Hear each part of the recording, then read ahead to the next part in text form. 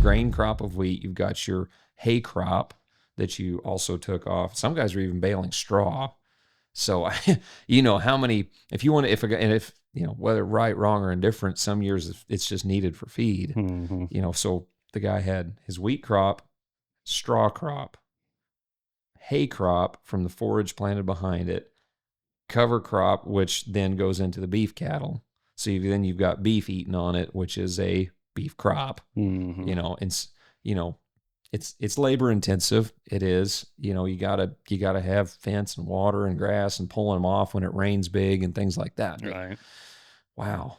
Yeah. Well, that's just something that if you're a guy that has some pasture, a neighbor, a field that borders a pasture, maybe throw something in there just for a little difference. If it's straight corn bean rotation, anything different than that's going to be just great for the following crop too. So it's kind of low hanging fruit right now is honestly what it is. Sure. And I don't know the cattle market, man, people are like, oh, it's not going to last. It's not going to last. It's not going to last. I think this seems to be one of the longer high points we've had in a while. Would you agree with? Yeah. Because you're the beef guy. You like cattle.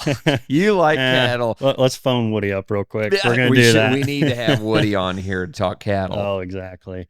Yeah, I followed the statistics a lot more this go around, just because I'm older and more skin in the game, but because I've been buying some cattle and feeding them through the winter and different things. And it worked. Yeah, it worked great. It was a little bit of a gamble, and you're like, well, what am I doing? Forking over these kind of checks. Not kidding. But I get a Snapchat from Mason last summer. I hate cows. Cows are so dumb. Why would anyone do it?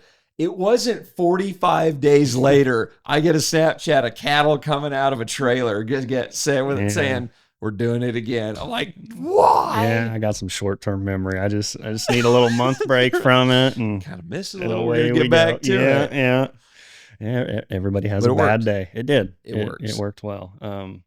Anyway, so back to the statistics on it. Mm-hmm. From what I've gathered is that we were so drought stricken before like the 10-year average cattle cycle where we're at historic low cow numbers, that kind of thinned out the herd much quicker. And so it's going to drag out the rebuilding process longer. Man, I don't think there's many people that want to do cows.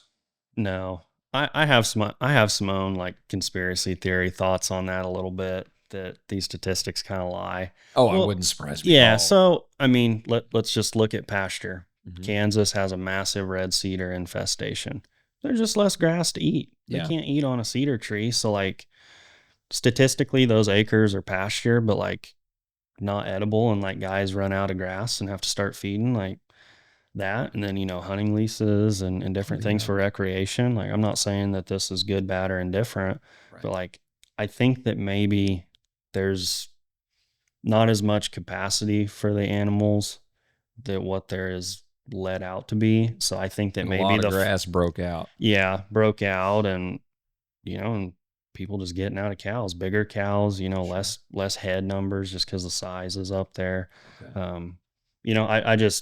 I have some thoughts that this isn't going to be something that lasts forever, but I also think that when it's time to come down, it's probably going to come down a lot faster than what all the economic statistics are leading to.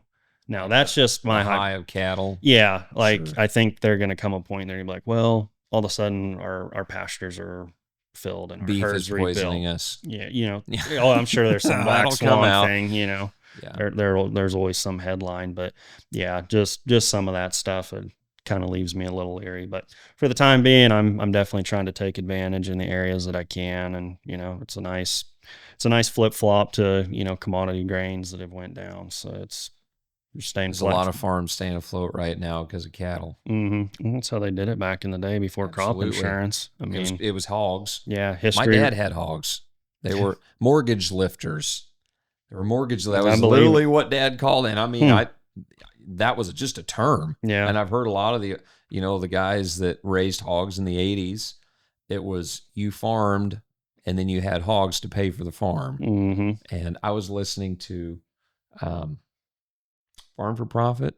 No, Barn Talk. Barn Talk. I was listening to Barn Talk. And they were talking about, I like that podcast a lot. I really like the barn. I haven't met those guys, but they were, what's the dad? I can't remember. I couldn't even tell you. I've watched millions of clips of their from TikToks and everything else. Oh, yeah. If you haven't looked at Barn Talk, check it out. And then they've got a meat one. business that is, it's like the direct to consumer. Yes, it is. I can't think of the name either. Man, we're great on. Eat me alive now. This is gonna eat me alive. I will think of it. Yeah, I will think of it. Anyway, yeah. So they were talking. He was talking about hogs and the cycle it went through of hogs are worth a ton of money, like a ton of money, and then they just went to nothing. And so many guys got out of the hog business. My dad got out of hogs then at the same time. And that's when he shifted to cattle. He actually had goats. And, poor guy. Yeah, mom, and that was around the time him and mom. Now, easy, Randall's going to listen to this. And Randall's got the gold nugget over there, just cashing in with the goat eating people. Yeah, I've dabbled in goats like 3 or 4 times, and it's always a great idea until you get into it, and then they start getting out or some sort of sickness or something, and they're not a beef cow. You don't just like throw up a single wire fence around a field and turn them out and eat something. It's a whole ordeal. So I